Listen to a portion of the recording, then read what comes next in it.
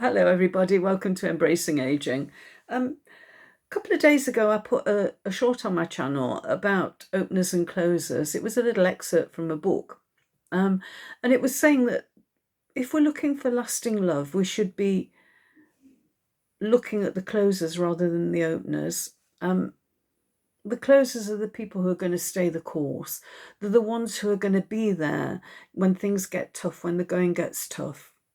Whereas the openers are going to, they're going to take off in the opposite direction the minute things start getting difficult. So, yeah, we should be choosing closers. But it got me thinking about relationships in general and things we need to consider before we embark on a relationship. And for me, I've been married a long time. Um, I'll tell you what works for me and my husband in a little while. But first of all, I just thought there are some things that for me would be non-negotiable. If I were looking for a relationship, these are the things that I put down that, that obviously they're really important. And I think first one is chemistry. Obviously, you've got to have some sort of physical attraction. Um, that's a fundamental thing. It's a fact of life, isn't it? That we kind of, we're drawn to certain people. So you've got to have chemistry. You've also got to be intellectually compatible.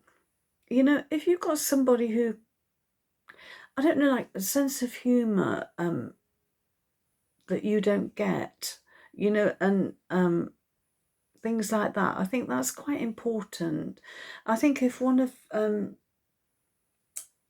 a couple's that way more educated than the other, gonna there is going to be difficulties and hurdles, I think. So I do think intellectual compatibility is quite important.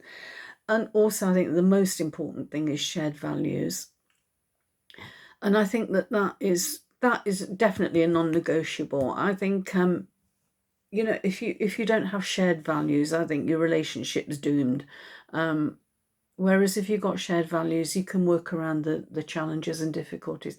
I'm thinking, for instance, about like your views on fidelity. And for some people, an open relationship's fine. But for others, if being faithful to your partner is fundamentally important and, the other person in the relationship doesn't feel the same way, then, that's a recipe for disaster. So, yeah, they're the things I was thinking about that are important. Um, yeah, and also I was thinking about friends with benefits. I've talked about that before. And I don't necessarily mean that as in like having a friend that, you have a sexual relationship with, although that works for you, that's fine. But also, there are other benefits of having like a friend with benefit. Like if you have a friend who's got, or a partner who has their own household, works really well for a couple of people that I know, where the partner doesn't live with them. They've got their own homes, they maintain their own homes, but it works really well because they can be together when they want to be, when they choose to be. And but they can be apart if they want to be as well, which is fantastic. You can, like, if you've got a friend that your partner can't stand, you can see them, in your own place, and it works really well. It does really, in fact, I wouldn't mind having that kind of separate household sometimes from my husband, and he could watch what he wants on TV and I could go and do my own thing. Because my husband and I are very different, actually. And I think that's another thing. I think, like, you don't necessarily have to have someone who's the same as you, from the same background or anything. And I think the opposites attract as well. And certainly for us, it works really well. I mean, I'm an introvert. My husband's an extrovert. He's a party animal. He loves to go out. He's funny and he loves an audience. I'm the opposite. I'll stay at home, read a book, listen to music, watch telly. You know, I don't need to have crowds around me, like a small circle of friends, but people that I know really well. Um, we both had different religious upbringings. Never been an issue for us. It's never caused a problem for us at all. We're different politically. we're not at opposite ends of the scale, but we're definitely not, we don't both agree politically at all. But it makes for a good relationship because it's challenging. We have some really interesting debates and discussions, so that's really good. Yeah, so we're quite different people, really. He loves sport. I'm not one bit competitive. I play tennis, but you have to hit the ball to me so before I hit it back. I'm not going to run for the ball.